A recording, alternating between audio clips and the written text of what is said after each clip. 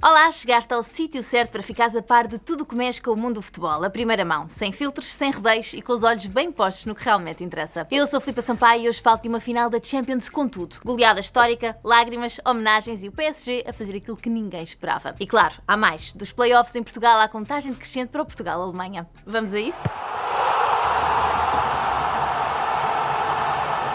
Começamos por Munique, ou melhor, pelo que restou de Munique depois do furacão PSG na final da Champions League. Foi uma daquelas noites em que o futebol se transforma num espetáculo de extremos, com emoção, história e até homenagem. O Paris Saint-Germain não só ganhou, arrasou 5-0 ao Inter numa final europeia. É a primeira vez que uma final da Champions termina com esta diferença. E com este jogo o PSG faz o chamado póquer, supertaça, taça, campeonato e finalmente a tão desejada Champions. Mas calma, que não é só pelo número de golos que este jogo entra para a história. É também pela forma como foi vivido, pelos momentos que marcaram muito para lá do apito final. Logo no início sentia-se que o PSG não estava só a jogar, estava a afirmar-se, a mostrar que esta era a sua noite. E entre os muitos nomes que brilharam, há alguns que não podemos deixar de destacar. Dembélé foi eleito o melhor jogador da competição. Sim, aquele que muitos diziam ser inconstante, respondeu com classe, com visão e com golos decisivos ao longo da prova. Um verdadeiro líder em campo. E depois, há o miúdo, Doué, melhor jogador jovem da Champions e homem do jogo na final. É aquele tipo de talento que aparece e percebes logo. Ok, este vai marcar uma geração. E os portugueses estiveram em grande. Ou como disse o próprio Vitinha, Portugal Saint-Germain. Vitinha foi um verdadeiro maestro no meio campo, classe, visão e maturidade. Ao seu lado, João Neves mostrou porque é uma das maiores promessas do futebol europeu. Os dois jogam juntos como se falassem a mesma língua e falam a do talento. No terceiro golo, apesar de ter sido Doué a finalizar, todos se agarraram ao rapaz do Norte que chorava deitado no relvado. Que momento puro e genuíno. E não ficamos por aqui. Nuno Mendes, sempre incansável na ala, Gonçalo Ramos a dar tudo pela equipa mesmo sem marcar e os quadros estiveram à altura da noite e brilharam. Portugal também esteve bem representado, Nuno Mendes e Vitinha foram incluídos no 11 ideal da competição.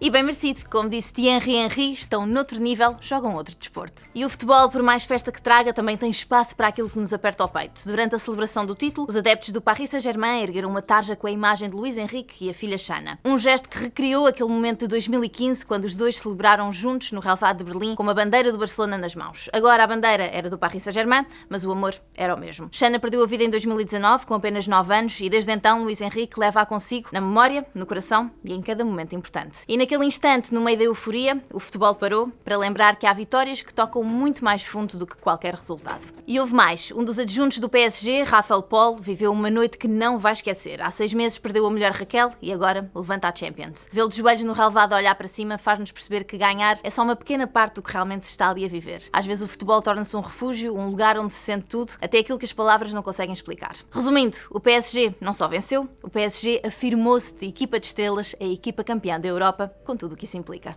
E depois da festa europeia voltamos a olhar para o que se jogou cá dentro e houve decisões importantes nos playoffs. Começamos com um jogo de nervos, Passos de Ferreira versus Belenenses, num duelo que decidia mais do que uma época. Era o tudo ou nada pela permanência na segunda liga e o Passos entrou em campo com a pressão toda em cima. Jogar em casa com a responsabilidade de manter o lugar entre os profissionais e com um clube que há pouco tempo estava a bater-se com os grandes da primeira liga. Mas a resposta foi clara, vitória por 2-0, segura, determinada e com momentos em que o Passos mostrou que não estava para brincar. Desde cedo a equipa foi intensa, recuperou bolas com agressividade e não deixou o Belenenses respirar. Mais do que qualidade técnica, o Passos trouxe mentalidade. Soube controlar a ansiedade, gerir o ritmo e, talvez mais importante, soube matar o jogo nos momentos certos. Do outro lado, o Belenenses mostrou vontade, mas faltou profundidade ofensiva. Tentaram acelerar o jogo, circular por fora, mas sempre sem verdadeiro perigo. E quando isso acontece, num jogo assim, o adversário agradece. Para o Passos, este resultado não é só uma vitória, é um alívio. A permanência na segunda liga garante estabilidade, tempo para reorganizar o projeto e, acima de tudo, evitar um abismo que seria muito difícil de contornar. No final, o apito soou como um suspiro, um jogo, 2 golos e uma permanência conquistada com mérito. E houve um momento que tocou ainda mais fundo. No final do jogo, em lágrimas, Antunes despediu-se dos relvados. Aos 38 anos, o capitão do Passos confirmou que este foi muito provavelmente o último jogo da sua carreira. Depois de uma época difícil, com altos e baixos, terminou como começou, com entrega, liderança e emoção. Uma despedida à altura de quem sempre deu tudo dentro de campo.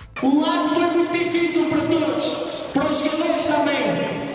Muito atípico, tivemos adversidades, sofremos, choramos, muitas vezes sentimos alguma pressão também. O balneário, não havia alegria que há quando se ganha. Mas hoje, tanto eles, este grupo de homens jogadores, como vocês deram a resposta. Isto foi um ambiente incrível, ambiente de primeira liga, e juntos não vamos seguir.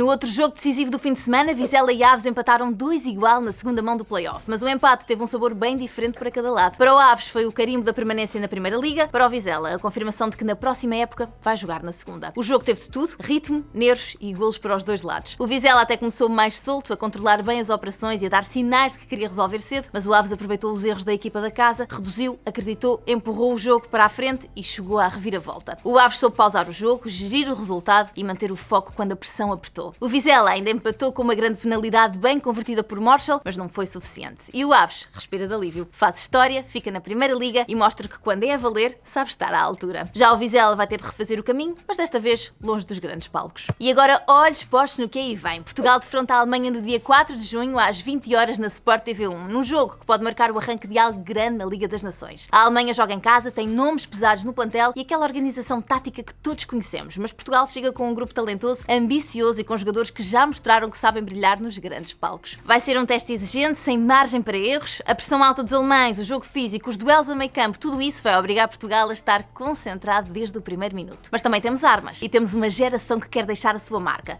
É daqueles jogos para estar de olhos bem abertos. E é com esta mistura de emoção, história e futebol no limite que fechamos o episódio de hoje. Da conquista arrebatadora do PSG à luta pela sobrevivência nos playoffs, até à expectativa para o embate entre Portugal e Alemanha, fica a sensação de que o futebol nunca para e nós também não. Se gostaste do que ouviste por aqui, subscreve, partilha, comenta e manda para aquele amigo que vive o futebol como tu. E já sabes, continua a acompanhar-nos porque as grandes histórias chegam sempre em primeira mão.